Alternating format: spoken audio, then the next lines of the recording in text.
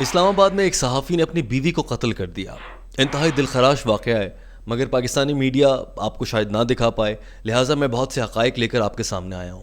دوستو، واقعہ کچھ یوں ہے کہ پہلے آپ دو کردار ذہن میں لائیے. ایک کا نام علی سلمان الوی ہے اور اس کی اہلیہ جس کا نام صدف زہرا ہے. علی سلمان الوی کا جو پیشہ ہے وہ صحافت ہے. وہ ایک چینل پہ بطور کانٹینٹ پروڈیوسر کام کر رہے ہیں اور وہ معروف اینکر آسمہ شیرازی کے کانٹینٹ پروڈیوسر ہیں. علی سلمان الوی نے ایک خاتون سے شادی کی جس کا نام صدف زہرا ہے. ان دونوں کی شادی کو 1 سال سے زیادہ کا عرصہ ہو گیا. ان کی پیاری سی ایک بیٹی بھی تھی. لیکن اس کے بعد ہوتا یہ ہے کہ ان کے درمیان آپس میں کچھ جھگڑے سامنے آنے لگے. ان دونوں کے درمیان جو جھگڑے تھے اس کے کچھ ثبوت کی صورت میں اسکرین شاٹ میں آپ کو دکھا بھی سکتا ہوں.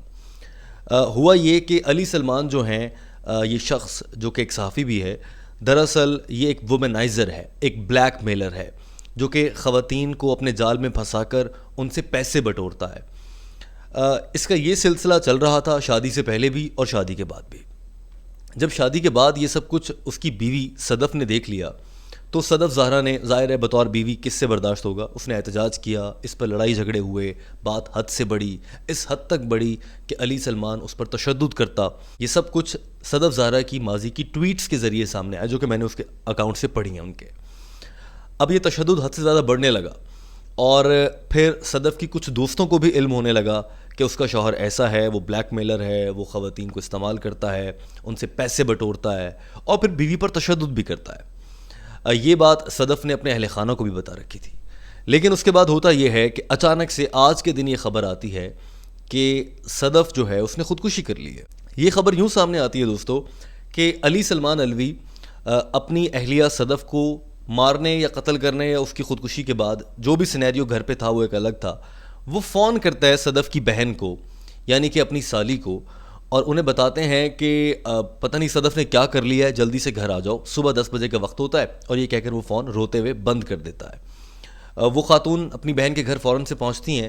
وہ یہ ایف آئی آر میں لکھواتی ہیں کہ جب میں یہاں پہنچی ہوں تو میں نے یہ دیکھا کہ میری بہن کمرے میں بیڈ شیٹ گلے میں لپیٹ کر پنکھے کے ساتھ جھول رہی تھی اس کی لاش، اور وہاں پر ایک سی ڈی بھی پڑی تھی. اور یہ شخص علی سلمان جو ہے باہر تھا کمرے سے. جو ہی میں گئی تو میں نے فوراً سے اس کو ٹانگوں سے پکڑ لیا تاکہ اس کو اوپر اٹھا لوں، اگر کچھ سانسیں باقی ہیں تو وہ بچ سکے. مگر جب دیکھا گیا تو وہ زندہ نہیں تھی اور اس واقعے کی ایف آئی آر راولپنڈی کے تھانے میں درج کروا دی گئی. کس کے خلاف؟ اسی شخص کے خلاف جو اس خاتون کا شوہر ہے، جس نے فون کر کے بتایا کہ میری بیگم کو نہ جانے کیا ہو گیا ہے. یہی علی سلمان جو بیوی پر تشدد کرتا تھا اس دن رو رہا تھا کہ میری بیوی نے خودکشی کر لی. پولیس نے فوراً سے ایف آئی آر پر ایکشن لیتے ہوئے اس شخص کو گرفتار کر لیا. اب یہ شخص جیل میں ہے. آپ دیکھیں، یہ شخص ایک صحافی کے روپ میں تھا، یہ ایک سوشل ایکٹیوسٹ کے روپ میں تھا، یہ عوام کے حقوق کے لیے بات کرتا تھا. ان کی ٹویٹس آپ دیکھیں تو وہاں پر عورت مارچ، خواتین کے حق میں بات کرنا، یہ غیرت کے نام پر قتل ہونے والی عورتوں کے حقوق کے لیے بات کرتا تھا. عورت مارچ میں شرکت کرتا تھا، لیکن اپنے گھر میں اس نے اپنی بیوی کو تنگ کر کے رکھا ہوا تھا. اس حد تک تنگ کیا ہوا تھا کہ 4 مارچ کو اس کی بیگم نے، جسے اب قتل کر دیا گیا یا انہوں نے خودکشی کر لی ہے، یہ بعد میں ثابت ہوگا، اس شخص کی بیوی نے 4 مارچ کو ٹویٹر پر ایک پوری تفصیلی تھریڈ لکھا ہے جس میں وہ بتا رہی ہیں کہ جو وائلنس ہے، ایبیوز ہے عورتوں کے خلاف، وہ کتنا خطرناک ہے، میں اس سے کیسے گزر رہی ہوں. انہوں نے بتایا کہ شادی کے بعد میری زندگی مشکل میں ہے. یہ بتایا کہ شادی کے بعد عورت کو خاموش رہنے کو کہا جاتا ہے، بولنا نہیں ہے، اور وہ نہیں بول سکتی تھیں. یہی ہوا کہ انہیں خاموش کروا دیا گیا جب انہوں نے بولنے کی کوشش کی. اچھا، اب میں تھوڑی سی آپ کو مزید چیزیں بتاتا ہوں اس معاملے کی. بیچ میں اب میں یہ سب باتیں کس بنیاد پر کہہ رہا ہوں، میرے پاس انفارمیشن ہے جو میں آپ کے ساتھ شیئر بھی کر سکتا ہوں. متعدد بار ایسا ہوتا ہے کہ صدف نے اپنے شوہر علی سلمان کے بہت سے میسیجز پکڑ لیے جس میں وہ لڑکیوں سے باتیں کر رہا ہے. وہ تمام میسیجز سوشل میڈیا پر ثبوت صورت میں موجود ہیں کہ جہاں پر وہ لڑکیوں سے پیسے لین دین کی بات کر رہا ہے، کہ ان کو بلیک میل کر کے لڑکی بتا رہی ہے کہ میں نے ویسٹرن یونین کے ذریعے اتنے پیسے آپ کو بھیج دیے ہیں، اتنے پیسے یہاں سے آ گئے. اچھا، اس کے پاس زیادہ پیسے کیسے ہوا کرتے تھے یہ بھی آپ کو بتا دیتا ہوں. چند روز پہلے جسٹس قاضی فائز عیسیٰ پر ایک فیس بک لائیو سیشن میں اس شخص نے شرکت کی جس میں دنیا نیوز کے اینکر اجمل جامی میزبان تھے اور بطور تجزیہ کار صدیق جان صاحب، ہمارے بڑے اچھے دوست، اور ساتھ میں یہ شخص علی سلمان الوی صاحب بھی ایک ونڈو میں نظر آتے ہیں. یہ بھی کورٹ رپورٹنگ کرتے ہیں.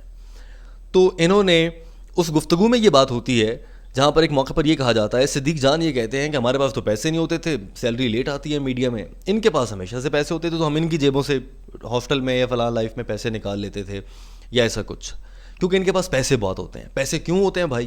اس کا جواب دیا اجمل جامی نے خود ہنستے ہوئے کہ ان کے آس پاس تتلیاں بڑی منڈلایا کرتی تھیں اور یہ پھر فورن فنڈنگ لیا کرتے تھے. تو فورن فنڈنگ کا کیس ایک علی سلمان ہے جو ان کو پیسے دیتی ہیں اور یہ گزارا کرتا ہے اور اس سے یہ موجیں کرتا ہے. تو اس سے آپ اندازہ لگا لیجئے کہ وہ کتنا بڑا بلیک میلر تھا. دوسری جانب یہی شخص ہے جو خواتین کے حقوق کے لیے بات کرتا نظر آتا ہے. آپ اس کی پرانی ٹویٹس اٹھا کر دیکھیں تو آپ کو حیرت ہوگی کہ ایسا درندہ کہ دنیا میں کہاں سے آ سکتا ہے جو خواتین کے حقوق کے لیے بات کرے اور گھر میں اپنی بیوی پر تشدد کرے، اور تشدد کا یہ عالم کہ اپنی بیوی کو قتل کر دے. اب میں یہ الزام کیسے لگا سکتا ہوں قتل کر دے؟ آپ ایک بار تصور کیجئے، خدا نخواستہ اگر کسی انسان کی اہلیہ خودکشی کرنے کی کوشش کرتی ہے اس کے ظلم سے تنگ آ کر یا کسی بھی صورت میں، آپ ایک انجانے کمرے میں داخل ہوتے ہیں اپنی زندگی میں اور وہاں آپ کو لاش کسی کی پنکھے سے جھولتی ہوئی نظر آتی ہے. اگر آپ کو اس کا چہرہ فیملیئر لگتا ہے، آپ جانتے ہیں کہ آدمی میں جانتا ہوں اس کو، آپ پھر بھی انجانے میں بھاگ کر اس کو اوپر اٹھائیں گے تاکہ وہ زندہ بچ سکے اگر چند سانسیں ہیں. اگر آپ کا ذرا سا قریبی ہے، کلیگ ہے، تو آپ زیادہ تیزی سے آگے بڑھیں گے. اگر آپ کی اہلیہ ہے، آپ قابو ہی نہیں رکھ پائیں گے، آپ فوراً سے بڑھ جائیں گے آگے کو اور جا کر کوشش کریں گے کہ چند سانسیں ہیں تو میں بچا لوں. یہ شخص جب اپنی بیگم کی بہن کو فون کر کے بلاتا ہے، اس دوران 1-1.5 گھنٹے تک لاش پنکھے پہ لٹکی ہوئی بیٹھا انتظار کر رہا ہے کہ وہ آئیں گے تو پھر دیکھیں گے. تو اس طرح کی پلاننگ اور اس طرح کی چیزوں سے صاف واضح ہوتا ہے کہ یہ خودکشی نہیں تھی، قتل تھا. لیکن تحقیق ہوگی تو ہی ثابت ہوگا. اگر تحقیق کے بعد یہ بھی ثابت نہیں ہوتا کہ اس نے قتل کیا ہے، مان لیتے ہیں کہ خودکشی کی ہے، تو جو اس نے خواتین کو استعمال کیا ہے، انہیں بلیک میل کیا ہے، ان سے پیسے بٹورے ہیں یا ان کی زندگیاں عذاب بنائی ہیں، اس پر تو کرمنل چارجز ہیں اور وہ تو بنتے ہیں ایٹ لیسٹ. مگر دیکھتے ہیں کہ اب کس حد تک بات آگے بڑھتی ہے. اب ہم آ جاتے ہیں اس پوائنٹ پر کہ میڈیا نے یہ سب کیوں نہیں دکھایا. ایک تو ظاہر ہے بڑی سیدھی سی وجہ ہے کہ بھائی اپنا بندہ ہے تو کیسے دکھا دیں. یہ بہت غلط ہے، ایسا نہیں ہونا چاہیے، مگر ایسا ہوتا ہے. میں اس کو تسلیم نہیں کر رہا ہوں، میں اس کی مذمت کرتا ہوں، لیکن انفارچونیٹلی ایک ریئلٹی ہے. اپنے ادارے کے بندے کو، اپنے گھر کے آدمی کو، اصول تو یہ ہونا چاہیے کہ اگر آپ کا بھائی بھی غلط کر رہا ہے، آپ کی اولاد بھی غلط کر رہی ہے، تو آپ اس پر بولیں اور اس کو سزا دیں. لیکن ہمارے یہاں چلتا ہے ایسے. ایک تو یہ معاملہ ہے. دوسرا یہ ہے کہ اگر وہ آج ٹی وی سے وابستہ ایک پروڈیوسر تھے، اگر جیو چلاتا ہے، اے آر وائی چلاتا ہے، کوئی اور چینل چلاتا ہے، تو دو چینلز کے جو آپس کے تعلقات ہیں وہ خراب ہونے کا خدشہ ہوتا ہے. اس مصلحت کے تحت بھی نہیں چلائے جاتے. اور بعض اوقات دیگر چیزیں، بہت سے دوست ہوتے ہیں، اب اسی کے دوست آدھے چینل پہ ڈاکٹر نیوز بیٹھے ہوں گے تو وہ کیسے چلا دیں. شام کو بیٹھ کے وہ اس کے ساتھ چائے پیتے ہوں گے تو وہ کیسے چلا دیں. اس وجہ سے بھی نہیں چلایا جا سکتا اور نہیں چلایا جا رہا. کچھ چینلز نے ہمت کی ہے ہلکی پھلکی، پر اگر چینلز چلا بھی لیتے ہیں تو کوئی کچھ بگاڑ نہیں سکتا کسی صورت. لیکن ایسے ہی ہم کیوں پڑھیں کسی کے معاملے میں بھائی، یہاں پر یہ سوچ چل رہی ہے. تو دوستو اس طرح سے کر کے اس شخص نے اپنی بیوی کو قتل کیا اور اس کے بعد اب یہ سب کچھ کرتا رہا ہے. کیا اس پورے معاملے کے پیچھے آسمہ شیرازی کا بھی کوئی ہاتھ ہے؟ ایسا ہرگز نہیں ہے. وہ انتہائی ڈیسنٹ خاتون ہے. ان کے نظریات کیا ہیں، ان کے شوز کیا ہیں، وہ ایک الگ معاملہ ہے. وہ ان کے نظریات کیسے ہیں اس پر میں کوئی رائے نہیں دے رہا اس وقت. لیکن بطور انسان وہ بہت اچھی خاتون ہے. اور اگر ان کا پروڈیوسر کوئی غلطی اس طرح کی حماقت کر کے آتا ہے تو اس شخص کا قصور ہے، پروڈیوسر کا. اسماء شیرازی صاحبہ کا اس میں کوئی قصور نہیں بنتا، نہ ہی آپ ان پر لان تان کیجیے. دوستو اس پورے معاملے میں ایک اہم سبق ہمارے لیے یہ بھی ہے کہ ان دونوں کی لو میرج تھی.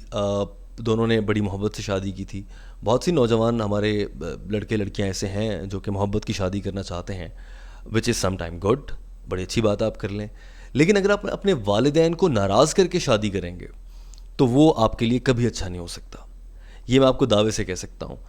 آپ کسی کو پسند کرتے ہیں ضرور شادی کیجیے والدین کی رضامندی سے. اس کیس میں خاص طور پر ایسا ہوا تھا کہ اس لڑکی نے، صدف نے، اپنی والدین کی مرضی کے برخلاف اس شخص سے شادی کی تھی اور انجام آپ کے سامنے. میں یہ نہیں کہہ رہا کہ شادی والدین کی مرضی کے خلاف کرنے کا یہ انجام ہوا ہے، اس کی وجہ اس شخص کی اپنی کمینگی ہے. لیکن کہیں نہ کہیں سے قسمت ان چیزوں کو جوڑ لیتی ہے اور والدین جو آپ کے لیے دیکھتے ہیں یا سوچتے ہیں وہ ایک قدرت کا پیغام ہوتا ہے ان کے دلوں میں جو وہ آپ تک پہنچاتے ہیں، مگر ہم محسوس نہیں کر پاتے. شاید یہ ہمیں تب محسوس ہوتا ہے جب ہم خود والدین بنتے ہیں. لہٰذا اس سب میں ایک سبق ہمارے لیے یہ بھی ہے کہ ہمیں والدین کی رضامندی کے ساتھ اپنی زندگی کا کوئی بھی بڑا فیصلہ ہو وہ کرنا چاہیے. آپ ان کا فیس بک اکاؤنٹ دیکھیں, مذہبی پوسٹ سے بھرا ہوا ہے. یہ سب سے بڑے علمبردار نظر آتے ہیں دین کے. تو یہ دین کے علمبردار نظر آئیں گے آپ کو, خواتین کے حقوق کے لیے بات کر رہے ہیں, باقی انجسٹس پہ بول رہے ہیں. دوستو ایک اور اہم سوال جو آپ کے ذہن میں اٹھ رہا ہوگا وہ یہ ہو سکتا ہے کہ آخر اس شخص میں ایسا ہے کیا کہ بھائی ساری لڑکیاں اس کے ساتھ سیٹنگ بھی ہو جائے گی, وہ بلیک میلنگ بھی آ جاتی ہیں اس کی, اور ان کو پیسے بھی دے دیتی ہیں اس کو. یہ کیسے ممکن ہے؟ اگر آپ اس کی کچھ ٹویٹس اور میسیجز اٹھا کر دیکھیں تو آپ کو اندازہ ہوگا کہ باتوں کا ماہر ہے, کیونکہ ایک صحافی بھی ہے, کانٹینٹ پروڈیوسر ہے, لکھنا جانتا ہے, پڑھتا رہا ہے بہت عرصے تک, تو اس کو باتیں کرنا آتی ہیں. تو وہ اچھی اچھی باتیں کر کے خواتین کو متاثر کر کے انہیں وہ اپنے جال میں پھنسا لیتا, اور پھر اس کے بعد ان سے کچھ اس طرح کی فحش گفتگو یا فحش چیٹ ان کی, اور اس کے ذریعے ان سے بلیک میلنگ کے ذریعے پیسے بٹورنا اس شخص کا مقصد تھا. ایک جانب اس کا یہ چہرہ تھا کہ پوری دنیا کے سامنے یہ ٹویٹس پر یا ویسے دیگر حلقوں میں خواتین کے حقوق کی بات کرتا تھا, لیکن گھر جا کر اپنی بیوی پر تشدد کرتا تھا. اور دوستو یہی اس ویڈیو کا پیغام ہے آپ کے لیے کہ اپنے ارد گرد موجود ان ڈوئل فیسز کو پہچانیے. یہ جو دوہرے چہرے ہیں دراصل یہ معاشرے کے لیے ایک زہر کا کام کرتے ہیں. یہ اپیرنٹلی تو آپ کو بہت اچھے بڑی پیاری باتیں کرنے والے نظر آئیں گے, مگر ان کے فعل میں تضاد ہوتا ہے. اس قول و فعل کے تضاد کو ہم نے نہ ختم کیا تو یہ ہمارے معاشرے کو دیمک کی طرح چڑھ جائے گا. مجھے امید ہے کہ آپ کو اس ویڈیو کے ذریعے معلومات ملی ہوں گی اور آپ سمجھ پائے ہوں گے جو میں پیغام آپ تک پہنچانا چاہتا ہوں. میرے چینل کو سبسکرائب کر لیجئے. ویڈیو دیکھنے کا بہت شکریہ.